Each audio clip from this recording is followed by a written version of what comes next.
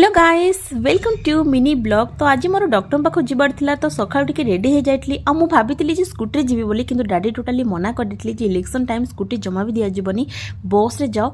बस रे जीवा को इच्छा नथिले भी आमे सानो भाई रो मोर बाध्य रे बस रे बसी गलु तो बहुत इंपोर्टेंट थिला जीवाटा। आ देखि परते केते टाण खरा होची आ टाण खरा रे से पुनी बस रे भी एते भिड़ जे लास्ट को हमको ड्राइवर पछपड़ बस जीवा को पड़ला। तो डॉक्टर पाखरे काम सरला परे आमे ऑटो रे बाहर पटलो हमको जोरे भोक लागितला आ एठी चाली चाली हालत खराब होता है। टाण खरार आज मो सान भाई बहुत चलई मते तो आम चाली चाली पहुँची जाइलु गोटे होटेल रे आउट मेनू देखी दिजन झगड़ा लगे जे कौन खाइबू कौन ऑर्डर देबू। लास्ट मन पड़ा जे गुरुवार तो लास्ट को आम भेज बिरियानी सहित पनीर ऑर्डर देलु आ बिरियानी भी बहुत टेस्टी थिला हमको खाई बहुत भल लगा से विषय में डिस्कसन होतलु।